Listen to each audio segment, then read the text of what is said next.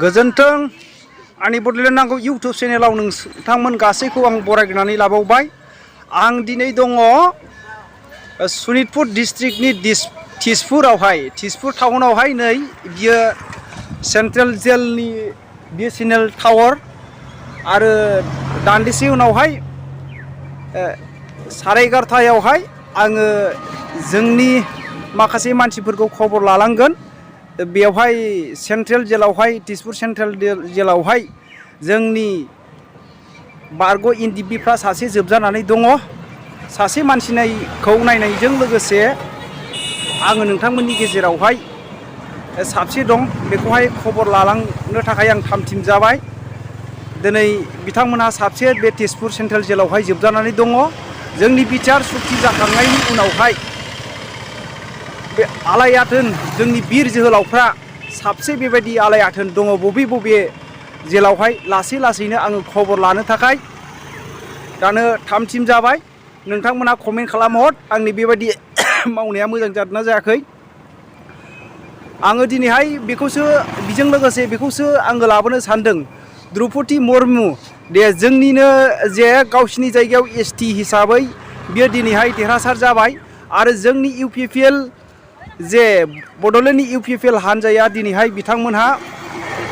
बिथांनि देरहासार जानायावहाय केबिनेट जोंनि जे राष्ट्रपति जे देरहानायावहाय गोबांथार रंजादों बिथांमोनहा आरो बे रंजानाया थारैनो गोसो गोरबोजों रंजादोंना बे रंजानायनि गेजेरजों जों मोनसे बिगिनि नुदों। बे बाथ्राखौ लानानै आं नोंथांमोननि गेजेरावहाय भिडिअ लाबोनो सानबाय। दिनैहाय देरहाबाय जे जाबाय, नाथाय जोंनि माखासे बर' लिडारफोरा जुदि सांग्रांथि जायाब्ला रायजो राजाफोर जोंनि बर' रायजो राजाफ्राबो सांग्रांथि जायाब्ला दिनैहाय बिथाङा सासे एसटि हिसाबै जोंनि आसामाव थानाय गासै आदिबासि सुबुंफोरखौ जुदि एसटिआव सोनायनि मोनसे बिथाङा पावार दङ हिसाबै बिथाङाबो मोनसे अजद दिखाङोब्ला बा बिथाङाबो मोनसे बाथ्रा दिखाङोब्ला दिनैहाय होगोन नामा बेखौसो जोङो गोबांथार साननो गोनां रायजो राजाफोर। बिनि थाखायनो जोंनि जे रंजानाया जेन' लास्टआवहाय बिगिनि नुनाय बायदि जाया, बिनि थाखायसो आङो दिनै बुंनो थांदों। रंजाबाय मस्ट वेलकाम जेबो नङा, नाथाय जोंनि बिथांनि जे बे देरहासार जानायाव रंजानायावहाय आहा मुंबो बुंनांगौ जेबो बाथ्रा गैया। रंजा सापर्ट खालाम, नाथाय नैबेसो जोंनि जुदि बिटिआर ओनसोलाव बा जोंनि आसाम रायजोआव आरोबाव 6 जनगस्थिफोरखौहाय दिनैहाय माखासे जोंनि एसटिआवहाय सोदेरनानै लाबावोब्ला बे जोंनि थाखाय बिपद। मानोना दिनै द्रौपदी मुर्मु बिथाङा दिनै एसटि हिसाबै एसटि दाबि दैखांनो हागौ। बिनि थाखायनो जों साफ्रोमबो सांग्रां जानाया मोजां।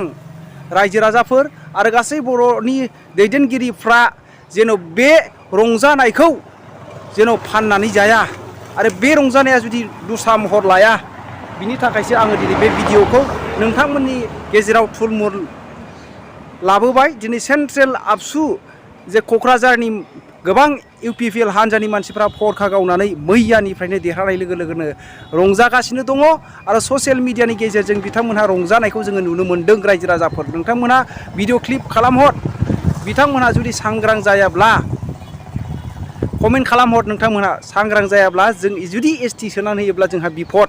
बिनि थाखायसो आं बे भिडिअखौ थुलमुल नोंथांमोननि गेजेराव लाबोदों। नोंथांमोनहा खोनासं।